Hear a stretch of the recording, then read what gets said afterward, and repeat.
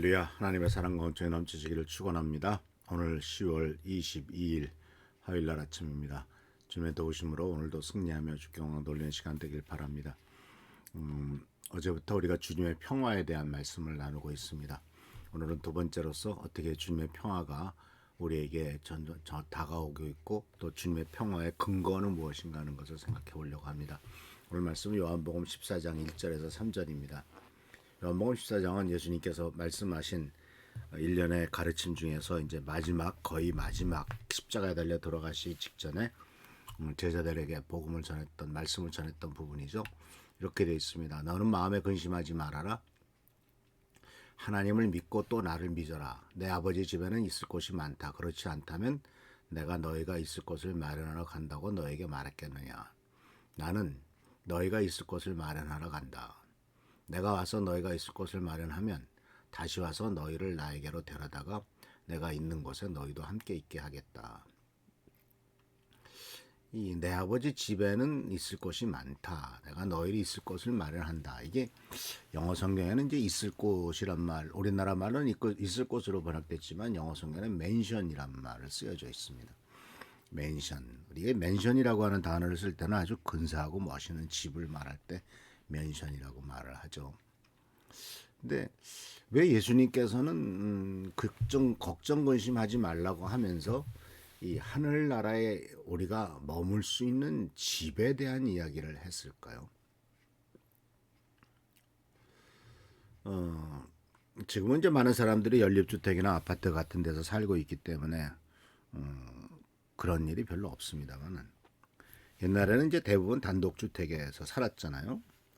단독주택에 살면서 이제 많은 사람들이 하나의 꿈이 있었다면 그것은 바로 뭐냐면 내 이름으로 구입한, 그래서 흔히 세상 말로 말하는 내 이름으로 등기된 집, 그래서 그 집의 문패에다가 이름을 딱 새겨서 누구누구의 집이다라고 하는 문패를 붙이는 그 집을 갖는 것이 바로 하나의 그 목표였고 소망이었죠.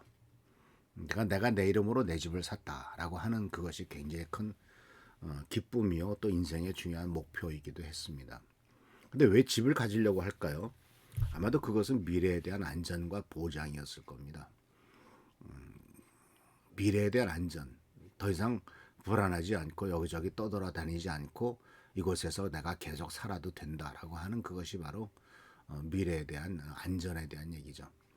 그래서 이 세상에서도 미래를 물론 이제 죽습니다만은 그래도 죽는 날 그날까지 여기저기 떠돌아다니지 않고 한 군데 살 수 있다라고 하는 이 미래에 대한 안전, 이것은 우리들에게 있어서 굉장히 중요한 인생의 목표이면서 또한 하나의 과정이라고 볼 수가 있습니다. 그래서 우리가 이런 것들을 근거해서 생각해 봤을 때도 궁극적인 안전과 평안, 이 천국에 있는 거처라고 하는 것은 여러 가지 상징성의 의미가 있습니다만 궁극적으로 우리가 주님 안에서 누리게 되는 안식, 그리고 또한 평안함, 그리고 또 영원한 삶의 자리, 이런 것으로 생각해 볼 수가 있습니다. 그리고 또한 하나님 나라라고 하는 것이 얼마나 우리들에게 풍성하고 완전하며 또 하늘나라에 있는 그 집, 내 아버지 집이라고 하는 그곳은 내가 함께 있을 것이고 또 하나님과 함께 거하실 장소이며 결국은 하나님과의 관계가 완전히 회복되고 완성되었음을 상징적으로 보여주는 것이라고 볼 수가 있죠. 이것과 비교해서 우리가 살고 있는 세상은 사실 항상 미래에 대한 두려움을 갖고 살아가고 있죠. 나이 들어갈수록 은퇴에 대해 두려움을 생각하게 되고 또 인생의 방향성의 문제라든가 근심 걱정이 우리들에게 가득하게 됩니다. 그렇기 때문에 예수님께서는 제자들에게 너희는 마음에 근심하지 말아라 라고 이렇게 말씀하고 계신 것이죠. 그래서 하나님을 믿고 또 나를 믿어라 라고 말씀하고 계시면서 우리에게 요구되는 주님의 요구는 바로 우리가 걱정 근심하지 말고 하나님만을 바라보고 하늘나라의 소망, 그리고 천국에 머물 그 집에 대한 소망을 갖고 살아갈 것을 우리들에게 분명히 말씀하고 있습니다.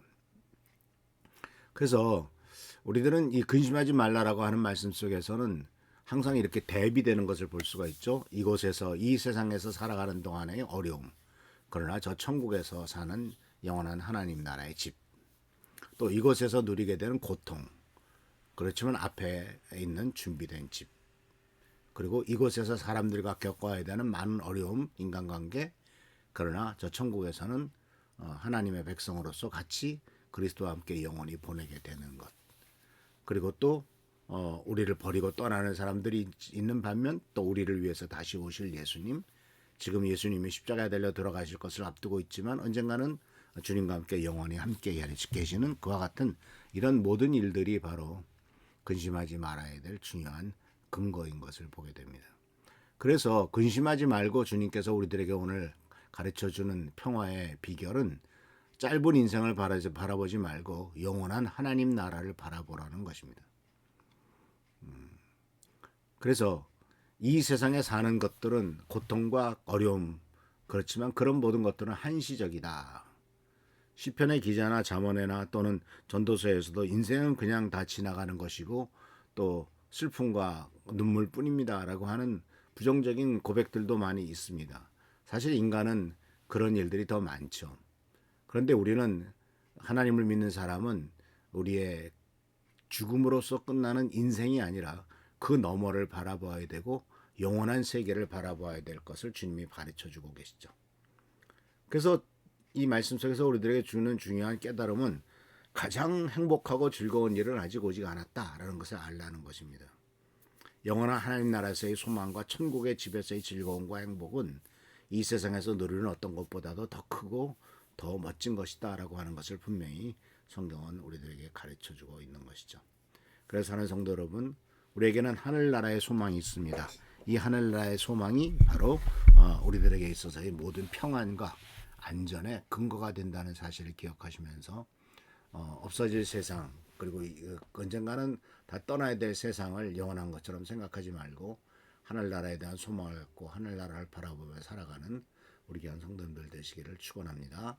예수님으로 축원하고 바랍니다. 기도하겠습니다.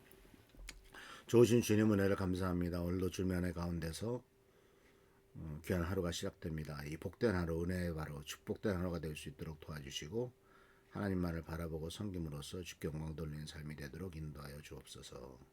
우리 성도님들 한 명 한 명을 축복하여 주옵시고 지켜보살펴 주시며 보호하여 주시며 도와주시옵소서. 우리들은 연약하고 부족합니다. 그러나 주님의 도우심으로 우리가 승리할 수 있을 줄 믿사오니 주여 지켜보살펴시고 보호하시고 역사하여 주옵소서. 축복한 능력으로 채워주실 줄 믿사옵고 예수님의 이름으로 감사하며 간절히 기도하옵나이다. 아멘. 교회 나라 민족을 위해서 또 우리 성도님들 위해서 기도하는 여러분 되시길 축원합니다. 할렐루야 축복합니다.